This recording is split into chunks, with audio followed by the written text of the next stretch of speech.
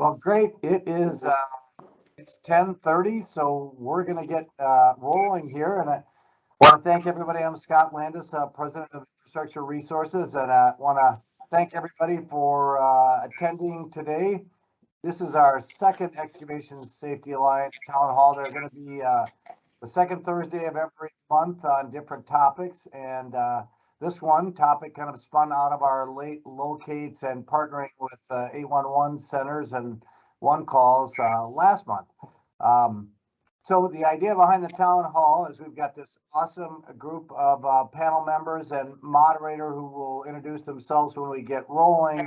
And it's really not a presentation. It's a kind of a Q&A session. And the goal is to focus on things that we can do as an industry to move the ball forward. And lots of times people around North America and around the world have great ideas that other people don't know about. So we'd love to get those. And then we publish an article based on this and take all the feedback we get and put it in the DP-Pro magazine and on the website. So that's the goal here. So it is a town hall, and fortunately, I don't have to do anything else now except turn it over to Dan Bickman, the moderator. So take it away, Dan. Scott, thank you so much. Look, I just want to say before we start, I really appreciate that Infrastructure Resources is putting together programs like this.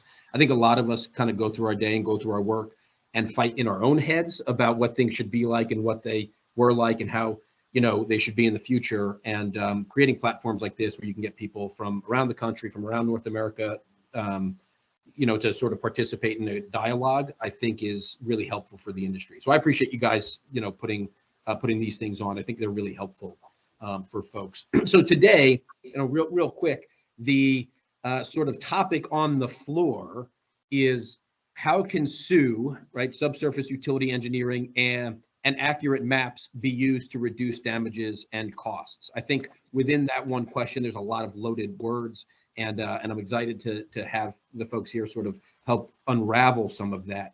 To give a very quick background about myself, and then I'm going to sort of ask all of our panel members to do the same with one additional question. But my background is I run a company called Bigman Geophysical. We're basically set up to be a support system for the industry, for the subsurface utility engineering and locate industry. And so I think I'm kind of positioned well because I get the benefit of talking to so many different people about this, right? And how should they go about their work. And we get to talk to engineers, we get to talk to contractors and locators, and there's very differing opinions. So I'm going to try to be as balanced as I can possibly be throughout this. And so sort of to turn it over to the panelists, and maybe we'll sort of start with Nick, is give a very brief background about yourself, but then also answer the question, what is SUE? Sure. Good morning, everybody. Background, I've got approximately 40 years in the industry, both in the public and private sector. With the Department of Transportation of Florida for 15 years, and again, the following 30 years in the SUE industry. And okay, the question on SUE, what is SUE? I look at it as a professional practice, number one, that encompasses the three main, what I call professional disciplines: civil engineering, geophysics, and surveying. And it is a practice to me that has been developed and proven to be a practice in which we can now, with confidence, be able to collect, identify, and depict the utilities.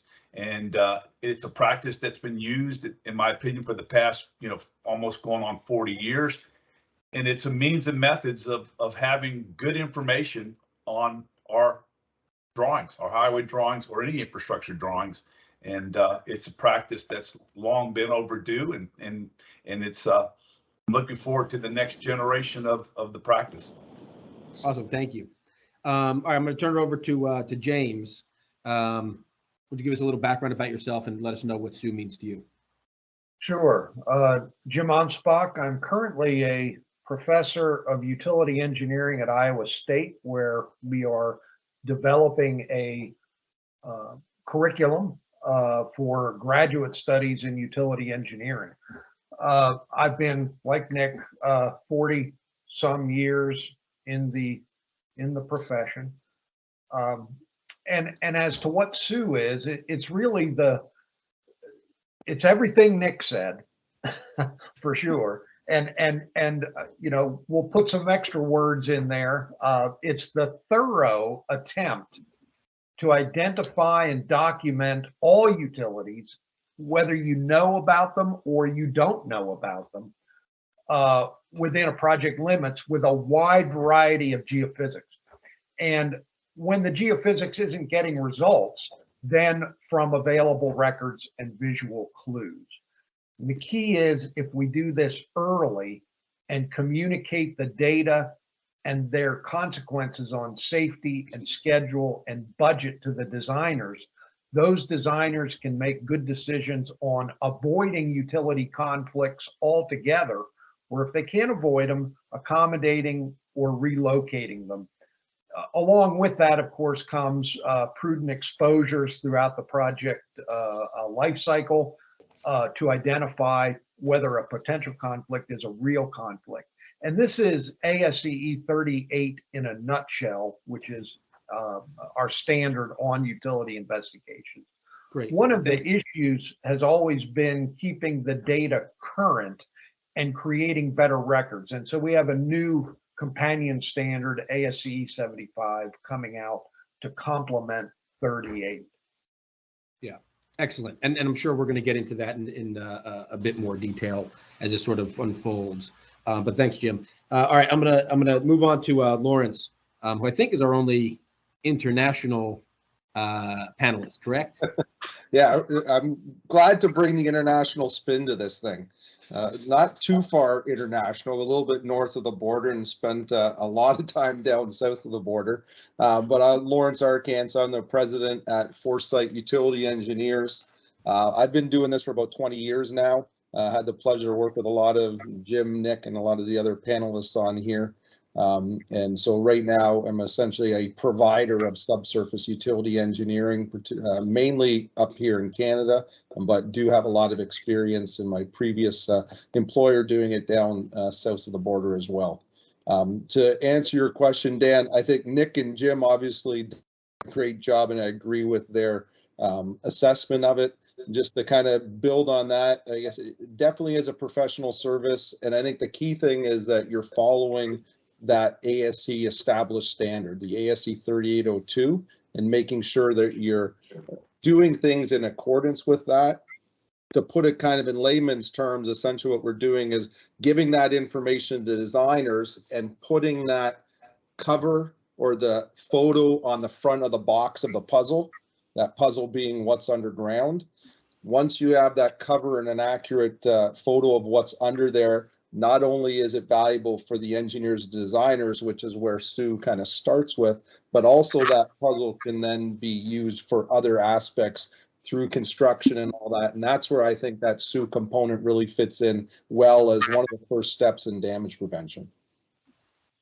Excellent. Well, thanks so much. All right, the next panelist, Barbara, kind of tell us a little brief about yourself and, you know, a brief sort of description to you of what Sue means. Yeah, good morning, everybody. Barb Cedarberg, and I'm the Chief Operations Officer of Gopher State One Call, which is the One Call Center in Minnesota. And I think both Nick and Jim did a great job on describing Sue as a professional practice, professional expertise. And what I see is the foundation of engineering and design projects, but also the generation of high quality maps that data can then be used through the whole excavation process, locating, excavating and such. So it's really the foundation of how do we take safety to the next level. Excellent. Thanks. Yeah, thanks so much. And I'm very happy to have your sort of perspective too, is from that one call piece, which is clearly a critical part, but you know, is integrative part as well to the whole process. Ron Peterson, you know, a brother of mine. So Ron, go ahead, tell a little bit about your background and what Sue means. Sure. Again, my name is Ron Peterson. I'm currently the Executive Director of NOLCA, which is the Association for Utility Locators. I have a second hat for the purpose of this, in which I'm the claims avoidance provider for the National Utility Contractors Association. So I wear a couple of hats. You know, can't disagree with anything I've heard about Sue so far. From my perspective, whether it's on the NOLCA side, whether it's the locators or on the engineering side, the designators, we're the information providers that ultimately, get that information to the engineers to make these plans work. So, it's vitally important. From my construction side, you give me good maps, good plans, and a good design, I can work more efficiently and not hit things. So it's a safety issue as well. So we're excited about Sue. Obviously, we're wholeheartedly behind it and want to see it moving the right way. We know it works. Been countless studies saying it works. So we need to just keep promoting. Excellent. Thanks so much. All right, our final panelist, Brenda. Go ahead. Hi, so I'm Brenda Riggle. I'm the executive director for the NUCA of Pennsylvania, which is National Utility Contractors Association. I've been in the industry for 27 years, fighting for contractors, dealing with the one code law. We managed here in Pennsylvania in 2006 to put the first SUE required language into our law. And I had the privilege of writing that without any experience or knowledge. So forgive me if it's not as well as Colorado's, but it was literally on very short notice, but I did manage to do that. What I see from the contractor's perspective is we see SUE as a way to provide better detailed designs for our bids. We hope that then those detailed designs will help us reduce the downtime, because there's a lot of mismarked and unmarked lines that are out there that we're running across, and that's getting worse. We think that in turn, having that detailed information will improve safety for our crews and for the public. And at the same time, it'll save the project owners money.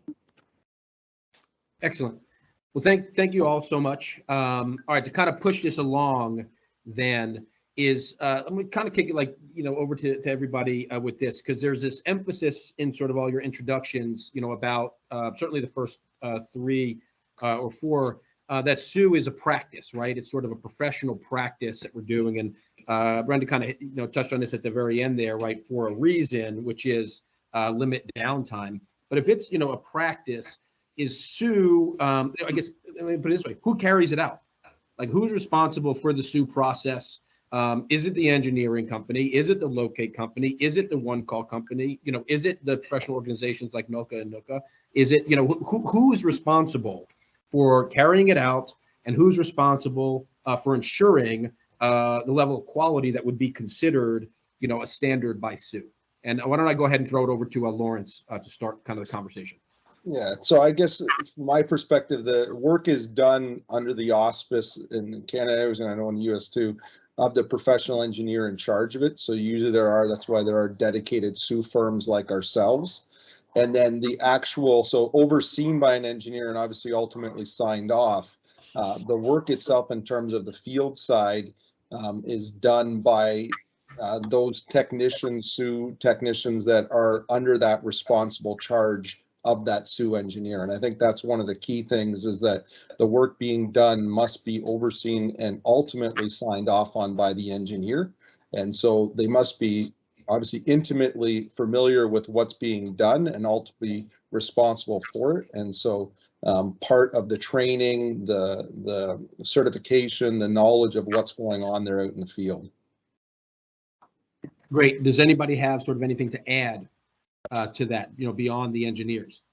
Sure. When we started this whole journey in 1981, SUE we didn't call it that then, but the processes really haven't changed. We worked for contractors, trying to get them to have a more constructible project. And we quickly found out that contractors, of course, have to live with their contract, and utility owners are not a part of that contract. So there was no way for the contractor to get paid for this service or pay for the service. So we started shipping it out to utility owners and saying, hey, wouldn't this be facilities? And they didn't care. So then we went to the owners of projects, the DOTs and the Federal Highway Administration and so on. And we got a lot of traction there. And then eventually the owners said, look, this is really up to our design engineers, and therefore you should be working for them. So I think that the evolution has been who's responsible for providing it. Well, I think to some degree it's run the gamut of everybody who's involved in a project, whether they're party to the contract or not, benefits. The real issue has been figuring out who benefits the most and who is going to be legally responsible for errors or omissions in this process. And the Supreme Court decisions over the years have pretty much made it clear that it's a differing site condition, and therefore it is the engineer and the project owner who are responsible. Well, then what responsibilities fall on the locators themselves? You know, if the locator is inside of the engineering firm or it's a private company, you know, where does the locator sort of fit into this? And I guess, is there a difference between, because another thing that kind of most folks focused on in the introduction was the design part. And so is there a difference between design and damage prevention? And if there is a difference, should there be a difference? There definitely is a difference between, and I think it's subtle but very important, and a lot of it alludes to the mindset that you must go through. So for the one thing, when that SU technician is obviously part of a SU firm or that engineering doing it, they know that going out there, their responsibility is to go out and find the utilities as accurately as possible using the various geophysical instruments that they're out there, and sort of try to piece together the puzzle of what's happening out there so that they can then ultimately create that drawing that's produced by the engineer and shared with the rest of the design team. The mindset of someone going out there that's doing a pre-construction load is to make sure that they have paint on the ground covering things off so that when drilling or digging or whatever that thing happens to be, someone is being safe. So you're more attuned to putting more paint down than less, just because you're adding an extra level of safety. Whereas from the SU side, you may spend a lot more time out there trying to figure out exactly where those things are, just because of the nature of what we're trying to produce. And I think we see this most from our perspective anyways. Even you look at it during the hiring and training process.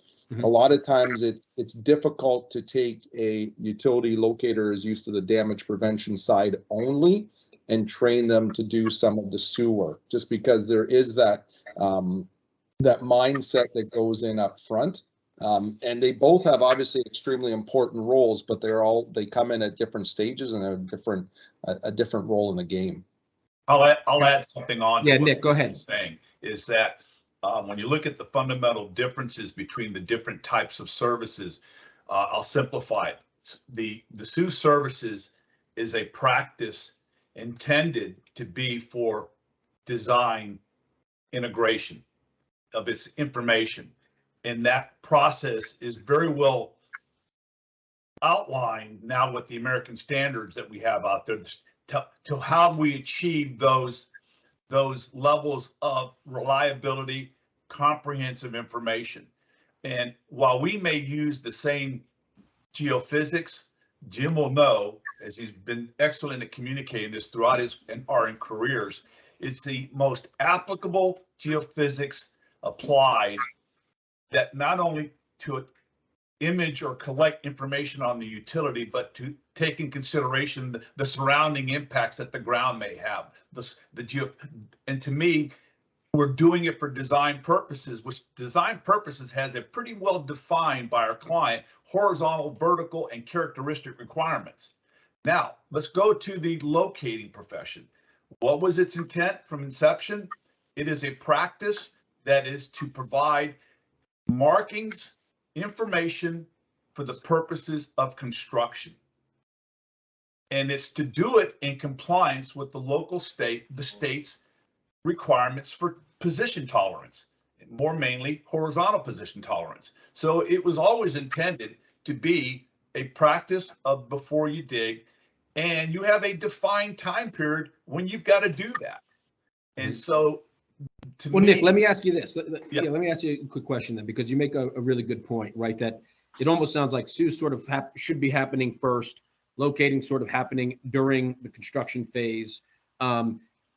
Two-part question: is there enough Sue being done now? And number two is, if Sue is being done more often and more comprehensive in the beginning, what would be the effect on the locating piece and damage prevention? And would that, by starting with Sue more often, does that reduce the likelihood of damage? And then I want to sort of push it over to Barb. I'll keep my part simple because I want Jim and Lawrence to provide input. Simply, the answer, yes. Are we doing it? Yes. But there needs to be more education and implementation by project owners. One of the notes I did in your first question, where does it start? It starts with the project owner. It starts with the money person, the funding. Mm-hmm. So to me, we need more. We need the other market sectors. And second, I think that to your question I've noted down when Barbara, you were talking about your introduction, I think 811 centers, if we do more Sue becomes a feeding source to the centers of information that we have. Mm-hmm. And the members will now have more information that says, oh God, my God, this project area, section township range has Sue deliverables. So I yield. That's my answer in regards to your question. Barb, yeah, can you jump in and sort of give us your take on those two questions? Barb's on mute. I'm sorry. So what I'd like to add on to that is, with the ability of the Sue data and the accuracy of that data, how do we close the loop with the utility companies, the facility operators, so they actually update their maps to what has been found? Quite often that can be done and is being done, but we have to make sure that that loop is closed, so that when the locators go out and locate now, they have the most up-to-date information. And so on existing projects, how do we close that loop with the facility operators? To me, that's a really key step. And then second is, how do we tie the one-call ticket and the excavation area to be able to view the facility operators' line data, so that the excavators and the locators can see that data real time and be more efficient when they're locating, and then be safer when they're excavating. So that's the vision we have in Minnesota, is tying all that together and being able to view that more accurate facility operator data. Excellent. So, well, let me ask both Ron and sort of Brenda this question then, and then I'd love to hear the reactions from the rest of the panelists. Is what role do professional societies play, or should they play, in sort of monitoring or promoting, this level of practice? Obviously, we don't have anyone from the ASCE here, but from like the NOLCA and NUCA, organizations, what do you think their role is? Ron, I'll go to you first. Brenda, what do you say? Okay, and first, I want to go back to one thing real quick about the locator's role with Sue right now. And just to clarify one point, again, and I'm talking one-call locators. One-call locators are now working again for utilities, and for the purposes pretty well laid out by Nick. The thing that gets missed with this is, in many cases, and I'm not saying all, but when a design ticket is called in to a one-call system, the responses mandated by the utility are, you're not going to go do that, or we'll just provide maps. And oh, by the way, those maps are archaic and not having anything to do with previous Sue design. So, I mean, I remember 30 years ago, we put those paper design tickets, we called them visor tickets, because they weren't going to get done because nobody was going to hit anything, but they missed the point, the utilities did, of the value of getting out there, getting paint on the ground, so that, exact locations could be done, and we could do what was then, kind of the earlier stages of Sue. To your actual question, I think professional societies have a great role in this. From the locator side, we set standards on training to make sure that our people are, hopefully trained, certified, accredited, I guess is the current word for our side of it. But we also need that, coming from the ASCE and the Subsurface Utility Engineering Associations to work hand in hand to put those standards together and really to push this. I mean, from NOLCA's perspective, we love the idea of Sue. We want accurate mapping, accurate designs. So, and again, going back to the NUCA support is a big thing. We benefit when we get good design, when we don't have downtime, don't have those, those headaches and those stops and, those safety issues. Yeah. I'll yield to Brenda. Lawrence, go ahead. You want to make one quick point? Well, I just want to build something on Barb, and both Barb and Ron made a really good point. And I think that if you look at it, when the locators are out there doing construction, they're given the records from the various utility companies for which they're doing those locates. And so they might have a record of the telephone here or the gas here or everything else, and that certainly helps. But if you think about it, they should be provided with that consolidated SU drawing, because in the SU drawing, you have the picture of what's out there. And from that big picture, it makes it much, much easier and much more effective for them to go out and do their job. So I think that that's where that whole thing comes full circle, and you give that information to help those locators do what they need to do, which is a very valuable service. Yeah, I mean, having been in the field personally, it's much easier to do your job when somebody hands you something that gives you indication of what's already supposed to be there. Right. Exactly. The most difficult thing is when you get on site and they say, well, we have no idea about anything that's supposed to be here. And then you try to locate everything that's available. And then they say, well, wait a second, there's a bunch of stuff that was supposed to be here and it's not, and your marks aren't there. And it's like, well, until you actually expose something, it's hard to tell. But having somebody go out and do the due diligence, right, is much, it's very helpful for the folks that are, look, I'm in Georgia, so sweating it out in central Georgia in the middle of the summer, you at least you sweat with a smile on your face if someone gives you a nice drawing before you start. Okay. If I can just weigh in on that, that is our mission with the utility mapping project we have in Minnesota, is that in the field, you could pull up all those maps real time in the excavation area and see everything that's there, do your locating, do your excavation, but it has to be dependent upon high quality data from the facility operators. So that's why I have to hold that. Yeah. No, I agree. Great. All right, go ahead. All right. Brenda, So and then I want to make a call on one of the attendees who has a question. So Brenda, go ahead. All right, so I'll try to do this really quickly. I think professional associations have a huge part in promoting subsurface utility engineering. I took that mantra on. Just to give you a funny story really quick, 20 years ago, my board president was on the Common Ground Alliance when it first got started. He came home with the Purdue study, handed it to me and said, Brenda, put this in your file. 20 years from now, we'll be ready for it. I've been in the industry 27 years, so here we are. We're here, we're ready. NUCA, Pennsylvania kind of took the lead on this. We partnered, and I have to tell you, this is the first time I've seen so many broad associations cooperating together. But we worked with the UESI Pittsburgh chapter, NOLCA, Sioux Association, One Call helped us as well, APWA, and a couple other groups, where we held a virtual Sioux symposium. And I believe that link will eventually be put up on the website for those to go and see the case studies that we did. We kind of showed the when you didn't use Sioux and when you do use Sioux. And I think it really brought it out.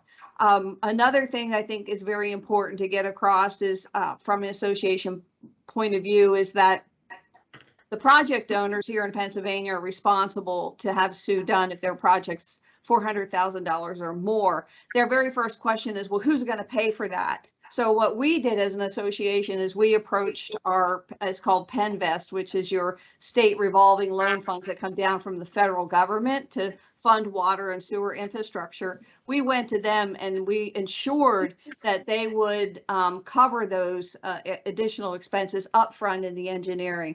That's what associations can do, and reach out. And we're also meeting with legislators and lobbying for more detailed information in our language, similar to what Colorado has.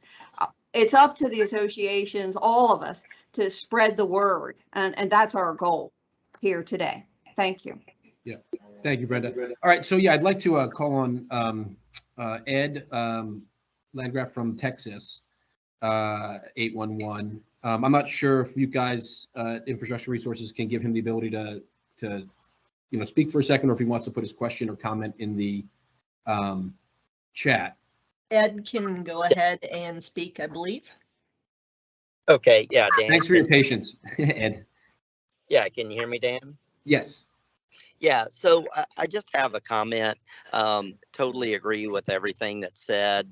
And, our niche at Texas 811, which I've recently been brought on as Director of Underwater Infrastructure Safety.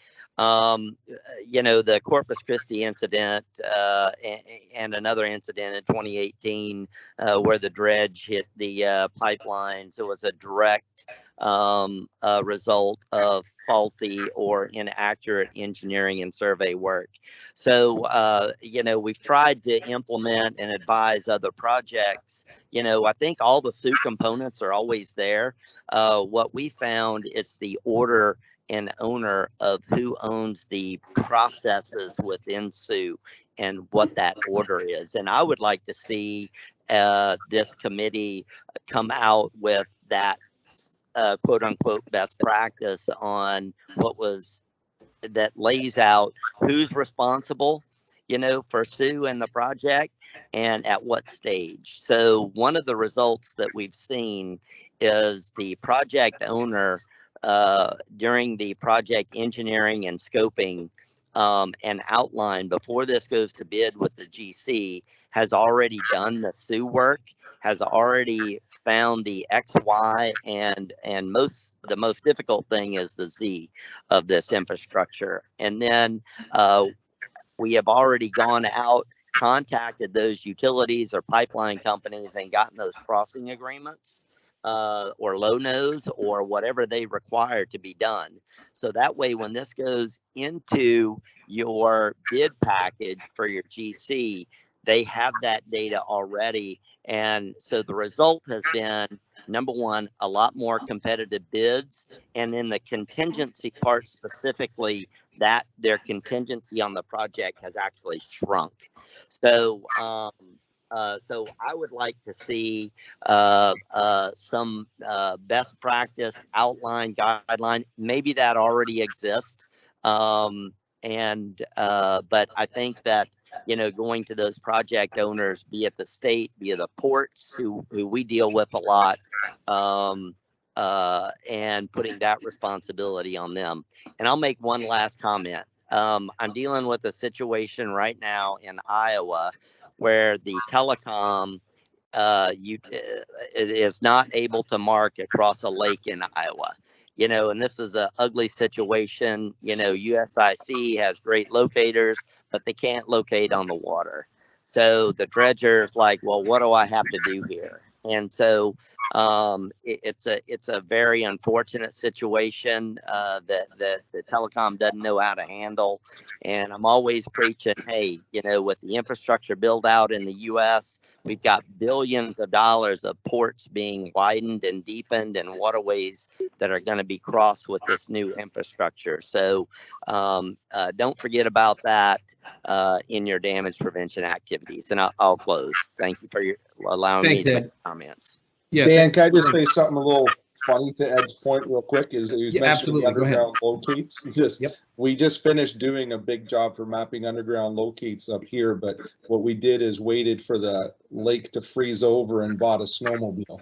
I don't know if you can do that everywhere in the U.S., but where you could, it worked out. I don't know about Texas. Or us here in the South. It's a great point, though. It's is that depends where you are will affect what you can do. Ed brought up an important question, and I think Jim's probably the one to go to with this one, which is standards. And are there standards out there? What are they, and what really needs to change going forward for them? And then I want to get to a few of the comments in the chat because there's some really critical ones over here. Well, standards are very important. And or best practices, Jim, sorry. Yeah, standards and best practices and technical reports and all of that. And we have got a wealth of information out there that's been produced over the last 40 years.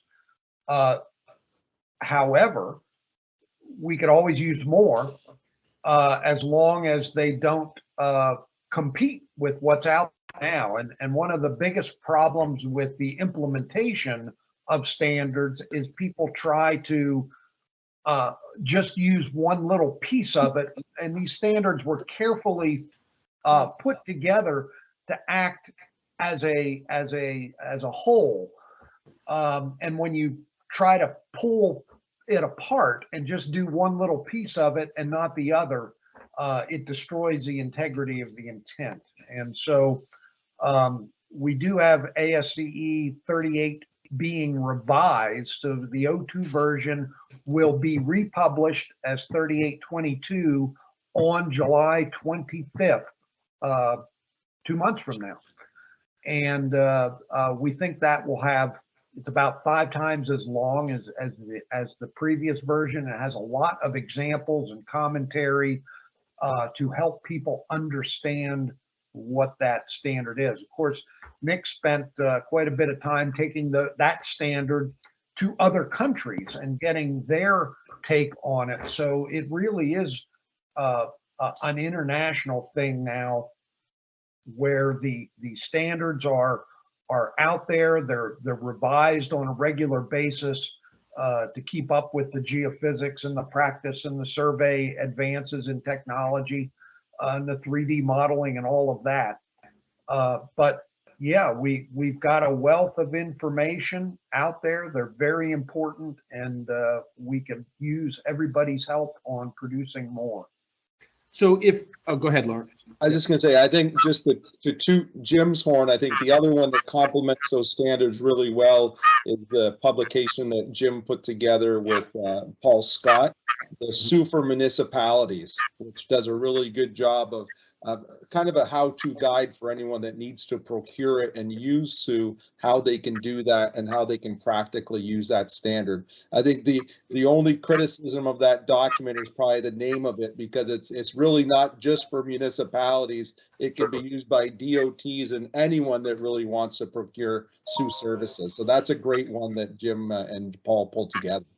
Yeah. Thanks. If I could go back to Ed's comment and answer that a little bit. You know, we've got a lot of guidance out there on when to start the subsurface utility engineering process, and earlier is always better. And if you can, in fact, EJCDC, which is the Engineer Joint Document Committee that puts together standardized contracts, it's actually a basic service that should be done in the study and report phase of a project. So in the planning stage is when you should start this process of investigating the utilities for the benefit of the designer. So there is guidance out there. It's just a matter of getting project owners to understand it. Well, all right, let me kind of keep this going a little bit. Ron, I'm going to ask you a question. Obviously, you and I have worked on some of this stuff together, and I think it relates, as far as differences between standards, best practices, and sort of what's the role of training in there, right? I mean, something that we haven't touched on, and obviously Jim, over in Iowa has done quite a bit, and you yourself, Ron. And so what's the role of sort of training and certification and how does that sort of relate back to best practices and implementation of standards? Well, again, we need, with regard to training and certification or accreditation, whatever you want to call it, OQ, we need to know our people out there with our equipment and our methods know what they're doing. Simply put, we need some verification. My old business partner used to say, I go to get my hair cut, and the gal cutting my hair has to have a license, but I can go out and hire 150 locators and nobody needs a license. So we need ways of verifying that we have people out there doing what they're supposed to do. Training is a huge thing. As you know, Dan, we train quite a bit. We do some together, and it's amazing the people that come in with 20 years of experience that have no earthly idea how to troubleshoot with the equipment they've got. So I think, that's one of the things that NALCA was set about, was setting up, we had a standard for 24 years. Nobody was using it as far as training, so we went into the accreditation business, and I think that again pays dividends. But at the end of the day, we need people well trained to do the job, whether it's using my technology, your technology, or what have you. So let me push this over to Nick and Lawrence then, is, who's the responsible, because, we talked about Sue and the quality that it should be, and, the accuracy that it should be when it's being handed over. And so it's sort of two parts here is, who's responsible for the training? Is it at the sort of corporate level, or is it at the, association level or government level? Like who should be responsible for making sure that the folks out there doing the work are actually doing what they're supposed to be doing, and they're doing it right, and there's quality assurances and controls. And then the second piece to that, which somebody brought up a good point in the comments, is, from the standpoint of accuracy then, right, assuming training is, is Sue, because the comment was basically that it kind of sounds like Sue is more accurate than an 811 locate, and sort of what's your perspective on that? Does Sue sort of, is it typically more accurate? Is it not more accurate? Where does it fall? And what's sort of the relationship between training and, and accuracy between Sue versus 811? Sure. Nick, I'll go to you first. Yeah. Well, it actually addresses your previous question. What do we need to do to change? And I think what we need to do to change actually addresses the training aspect. We've had 20 years of having a standard in place. So the industry has developed best practices. They've done it respectably within their own respective companies, but complying with ASC 3802. But now, thanks to ASCE, Jim Onsbach, UESI, Lawrence, and UESI chapters, there is now the mechanism in the institution that will be the responsible party that gets the training and certification in the fields that are applying toward ASCE 38. So that to me is critical, and that's a big game changer, because for all these years, Jim can attest to it, and Lawrence, the 40 years of practicing this, the first 20 years we were doing it in the blind. We were just respectively trying to figure out, without a standard, how to provide the concept of Sue. Thanks to Jim and his leadership, we started the ASC 02 with ASC. So we've had 22 years of lessons learned. Mm-hmm. And those lessons learned, the industry, Jim, UESI, they have taken that and started to look at a plan to educate and certify, not just, in my opinion, the Sue professionals and the Sue technicians, but all stakeholders that wish to know more about that standard and how to apply it. So that could mean utility locators. They could partner with NULCA. So I'm just throwing that out. Mm-hmm. So that's my response to the question. As far as accuracy, I think we should yield, in my opinion, and Lawrence, I think you'd yield part of your time. We need to give that to the expert, the geophysical guy that started this all, Jim Onsbach. Let him address that part of accuracy, in my opinion, because I think he's more qualified than, in fact, I know he's more qualified than I am. Mm-hmm. Lawrence. And so I guess just to build on what Nick said, I guess the simple answer from a training perspective, ultimately the responsibility lies currently at the company level, because it's a company's responsibility to train their people, because ultimately it's their liability insurance and the engineers who signing it insurance that's up against it. If there's an issue that shows up, I think there's opportunities, much like NUCA, for the industries like the Sioux Association and UESI to help establish some of that training and to help set the bar in terms of what should be required. And I know there's been lots of discussions both at the Sioux Association and UESI at setting those training standards. And then in terms of the accuracy, yeah, I think Jim's got some good can have some good insight, but ultimately I don't think you can qualify one versus the other, because they're two different things. The accuracy is going to be dependent on the user of the equipment and their familiarity with it. I don't to say which is more accurate, I think, is a little bit of a deceptive question. And It is based on the requirements of the type of locate versus Sue. Locate's got a state law that you got to comply with as far as accuracy is concerned. Yeah, and Jim might be elaborate on that. Well, before we throw it to Jim, I want to just bring Barb in real quick. As someone representing 811, is what does 811 in your area do to sort of make sure, or the competency for folks dealing with those tickets and or whether it's through firms or it's just locate firms, what sort of 811's role responsibility for ensuring quality? Yeah, as somebody mentioned in the chat, the role of 811 is to communicate, take the request from the excavator to dig, pass that on to the utility companies. The utility companies are responsible for locating. They either locate themselves or hire contract locators.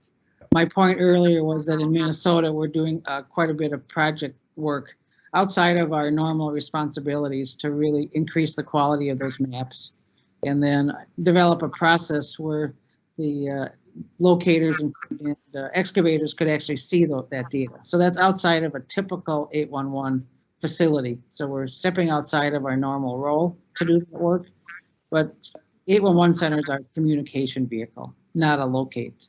So somebody brought this up in the chat then, Barb, should there be an equivalent standard like ASCE 38 for routine locates, that are 811 type, tickets? Well, I think the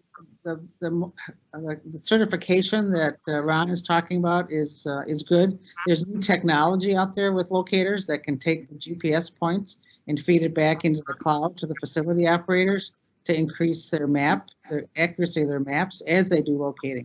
I'm really a proponent of that.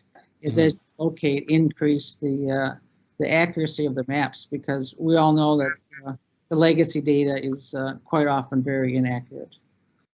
And sort of just to piggyback on that, another comment in here kind of asked the question, should locators be state licensed occupations like, electricians, which we're talking safety here, right? And what would be your take on that, Barb? Well, I think the highest we can have in terms of a quality workforce, we all know there's a lot of turnover in the locator industry. And I think we have to address that issue as well as the certification issue. Great, thanks. All right, so now sort of passing it on to Jim, and then I want to hear Brenda's opinion as well.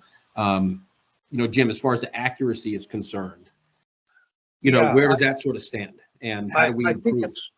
I think it's more a matter of precision and thoroughness than it is accuracy.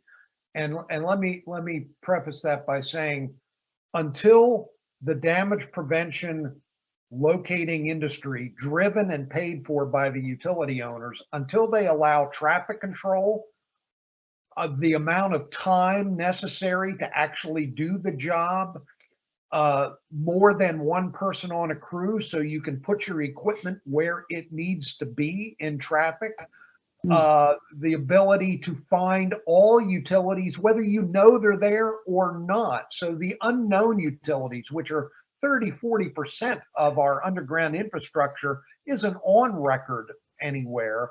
And that is a constructability issue. Until we solve all of those problems, the utility locating damage prevention industry will always have a problem with that thoroughness and precision.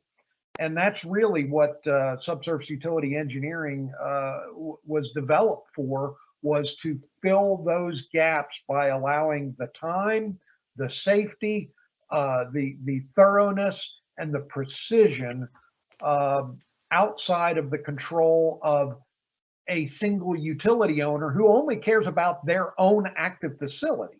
They have no skin in the game for anything else other than their own active facility, whereas the project owner has skin in the game for the entire constructibility of that project, and those are the differences. And so somebody brings up a good point in the chat. Accurate or not, I don't know. I'm going to ask you guys to sort of weigh in on it. But he talks about if there is a difference, between accuracy, is part of that maybe SUE firms are under different pressure, like you're saying, Jim. Than an 811 locator maybe, who might be overworked, who's running tickets, who's out there, like you said, by himself, who may not be on a crew, and does that have an impact, on quote unquote accuracy? And to sort of piggyback on that, is there a difference between, accuracy when it comes to a lot of SUE firms are really doing the mapping piece as well, and 811 locators are generally not doing the mapping? And does that play a role in what we, or how we view the two different, groups that are out there sort of designating, mapping versus non-mapping? Yeah, I think the evolution of having the same person who finds the utility and marks it, the designating, and then also has to expose it and find it through an 8-inch Uh-oh. Looks like the, mindset early on of knowing I've got to be really precise, where I'm going to be out here digging all day and all night trying to find this utility that I said was there.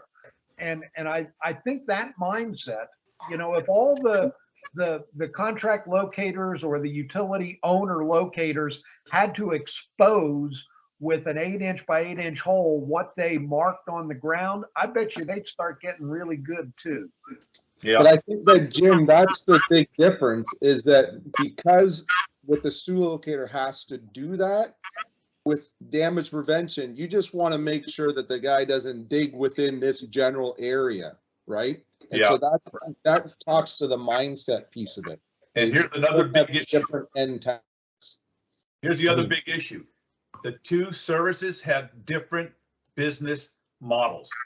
Yes. The 811 locator has a model that they have to follow to comply with the law, with notification and completing their task. It's driven by a 48-hour or X hour. You got to do what you have to do. SU is driven by a approved, mutually agreed upon project schedule to achieve the results that we need in delivering our SU deliverables. So we're not driven by a deadline of 48 hours. You've got to be out there, get your work done, put your mark and go on to the next job. And that model is creating the challenges for NOCA, because it is creating an environment that says we got time because we got to get out of here and go to the next ticket. So the business model has to be looked at, and that's the differences, in my opinion. Is part of that also, Nick, as brought up by folks in the chat, is you know, is part of that differences in business model related to, you know, from a locator standpoint, you know, going lowest bid to utility owners, you know, does that affect it versus, you know, a bid process, you know, under an engineering contract where there may be nuance, right, that you'd get in a SU bid versus a ticket from an 811 call? Yeah, It's a good point. You know, the locating model is driven by, competitive bidding, but they still have a means of how they price their task, whether it's in units or whatever. And in our profession, it is a professional services, so we're not seeing the days when it was first started where we had unit prices and we were doing lineal feet per hole, but it is a different means of how we achieved our pricing. What I see is there is some commonality is that, the locators use the tools of the trade. Mm-hmm. They train for the tools of the trade, but their practicing is under tight restrictions. They've got to get out there and do it in a very quick time. And by the way, this particular person that's out there has got another 100 tickets that they've got to respond to in the time frame that they need to. And I think the practice is different from each other. Great. So I want to bring Brenda back in here because someone had an important comment. And I think this kind of relates, you know, to NUCA and what the contractor sort of role is.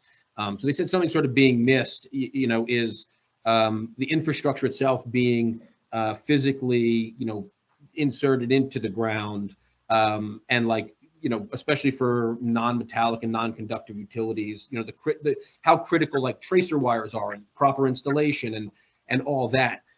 As sort of a group that represents contractors, what role did they have even prior, right, to sort of the locate process to make sure that installation is correct, and sort of what can we do in order to, you know, promote and educate the contractor themselves about the entire SU process? Oh, that's really, I have been educating my contractors on subsurface utility engineering over and over and over and over. And they're learning that there's more to it than just quality level D and quality level C, which to us is what we get when we're in the construction phase, when we make an 811 call. So in Pennsylvania, a lot of the projects that have been going out for bid that should have had SU used on them, where they said they used SU, they use quality level D and C. Sometimes here and there a little bit of B, but only in particular sections that they thought there was a conflict, instead of using the levels to the maximum that they could have used. Do I think that the one call or that Sue is the ultimate answer for absolutely every line that's out there underground, abandoned lines, for example? No, I don't. But it is a tool that is a better tool, in my opinion, than what we have today at this juncture in our world.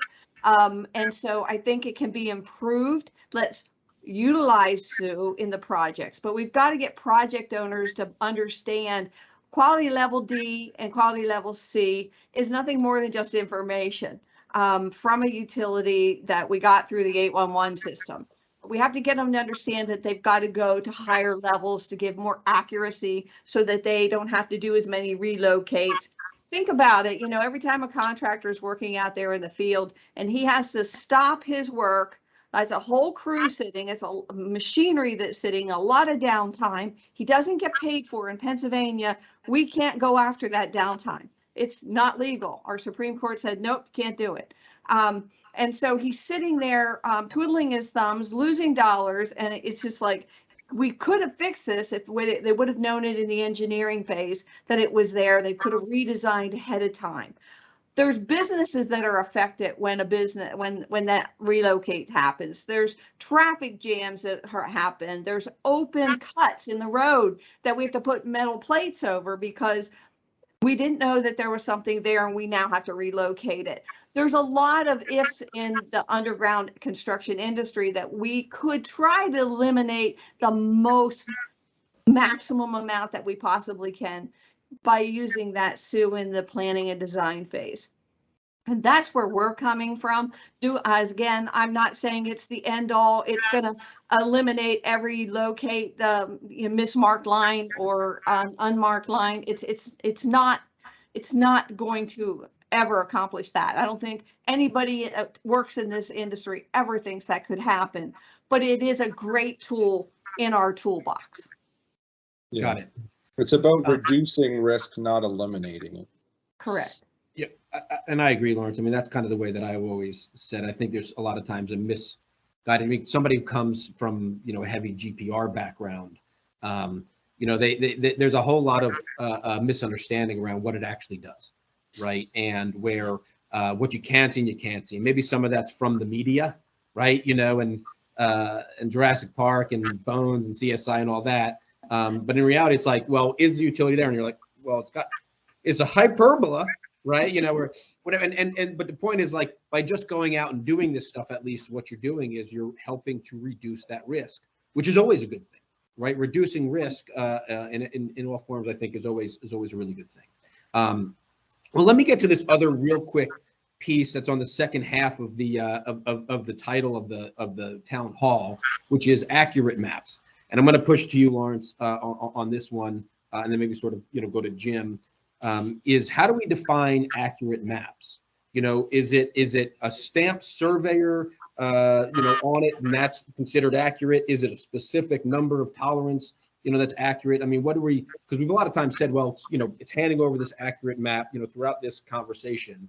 Let's define what that means, because I think there's some confusion about that, and who is legally able to produce a map, and, you know, should that be restricted or not? And if not, then sort of what qualification needs to be on a map to say it's been done with this level of, you know, whether it's GPS accuracy, total station, robot, you know, whatever. What's an accurate map? Yeah, and I guess there's a couple different things to look at accuracy. One could be related to essentially the completeness of the information, and the other one, the spatial accuracy of it. And I think that's the whole beauty behind the simplicity of using the quality levels associated with the ASC 38 standard, is that when you're looking at it, you're not speaking specifically to accuracy per se, as much as you're explaining to the user of that drawing how that information was ascertained and what steps were followed to put that data on the drawing. So looking at it, and as someone that goes through it, so if someone reading the drawing sees quality level D, They don't really know how accurate that quiet level D is, but they know that the person that put that on the drawing had a record and placed it on the drawing as well as they could based on that record information. So you have to take that and say, maybe it's there, maybe it's not there, and you have to make that judgment call. You know that if they put it on at C, you know they saw a surface feature and essentially connected the dots between two known and established surface features. And then B, you know they've done the geophysics and done their steps. And then A is one where you know that they've exposed it and surveyed it within the tolerance acceptable within that ASC 38 standard. So I think the other thing too is that that's kind of from a spatial action, from a completeness as part of the process. And this is where the reporting and all that comes in. It's important to know what records were looked at as part of putting together that whole drawing. So as a supervisor, we may be looking at hundreds of different records from different years, and some from the municipality, some from the right-of-way owner, some from the utility. And we're going through all of those to layer together this picture of what's out there and to create as accurate and complete a drawing as possible. So you're never going to be there, but by following that process and following that ASC and showing those quiet levels, I think that's as close as you can get. Mm-hmm. Well, so somebody brought up here also, as far as accuracy goes, you know, one of the biggest reasons for damage isn't mislocated, it's unlocated, right? Services. And so kind of, again, back to this, where does this process begin? Does it begin, you know, even before Sue starts? And sort of here's a question, you almost could kind of go through the panel and say, should every utility be buried with a tracer wire, going through the panel, kind of, you know, start with Brenda and going all the way through, and then getting Barb's perspective on this as well. What do you think, Brenda? You know, in a contractor's perspective, we will take every tool in the toolbox that we can get. So tracer wires to me is another tool to be put in the toolbox. Yes, we would definitely support that. Nick? Conditionally, yes, but bear in mind that there's other means of identifying a utility other than a tracer wire. So look at the different types of proven technologies to apply, and then assess whether having that as a means of re-identifying it or collecting it, is it necessary if the utility is a metallic pipe and it's got, you know, it's got the ability to be detected. So yeah, it's a conditional yes, absolutely. Yeah. Lawrence? Yeah, it should be easily locatable, not necessarily by tracer wire, but using conventional methods. You should be able to locate it. And I think that's where you'll see language in the new ASC 75 and also in the CSA S250 standard says that as we're putting new utilities in the ground, they should be easily locatable in the future. Jim? You're on mute, Jim. Can't hear you, Jim. Still on mute. I'm going to throw it to Barb first while Jim deals with his technical issue. So again, state laws have different requirements for tracer wires, but Minnesota, after a certain period of time, years ago, they do need to be locatable. And so it is a good tool to use. Okay, Ron? Absolutely. I like the conditional of Nick. It needs to be locatable, whether that's tracer wire or other usable means. And if you're going to put tracer wire in, put it in a method that can be used efficiently. I don't know how many places I've seen, you know, systems with tracer wire that just the concept of why it works and how our equipment works is evidently lost in the installation. So you're going to the trouble, put the tracer wire in, put it in so it's useful. Yeah. Yeah, great point. Jim, you with us? Yeah, I'm here. There you go. Tracer wire is fragile. It will break. It will corrode. It will become ineffective very easily. And so therefore, that is one of the reasons we created ASC 75, which references all locations to the National Geodetic Survey coordinate system when possible, which means that you should be able to walk to within inches of anything that you record and put in the ground. I would say that, studies over the years have asked the question, why are we not requiring utilities that are put in the ground to be accurate? We know where they are in the future. And nobody can answer that question other than the rate commissions who don't want it done for some reason. It's the rate commissions that are causing that problem. But we now have an engineering standard to address it. Great, thank you. All right, last question for everybody, because we are coming down to the to the wire as it is. And so last sort of quick lightning round is everybody to go through and give one benefit. We focus on a lot of the features of SUE and how it works in the process, but what's one major benefit? We kind of touched on them, but one thing that jumps out to each of you. And I'll start with Barb on this one. Yeah, two things. We have a good example in Minnesota where SUE is used on a major project and it's saving millions of dollars of relocating equipment and underground utilities, as well as saving years of production costs. So those are two examples: cost savings and project timeline shrinkage. Great, thank you, Lawrence. I guess simply I'll go back to the whole puzzle analogy. If you give me a box with a puzzle and half the box is scraped off and you can't see what the picture looks like and you expect me to go out and find things, it's difficult. I find SUE is like giving you a nice crystal clear picture on the front of the box of exactly what that puzzle is supposed to look like, which helps the engineer, the locator, the constructor, everyone down the line. Ron? Safety. Bottom line, safety. When we do OSHA training, we talk about OSHA regulations are all written in blood. They're there because something bad happened. Let's do something on this end to prevent our SUE regulations and processes from being written in blood. Let's be safe, and that's the number one thing for me. Thank you, Jim. I agree with all of that, and I'll add constructability into the mix. Mm-hmm. Brenda? Wow. So I actually have three. Safety, number one, for our crews and the public. We don't need any more houses to blow up with people living in them.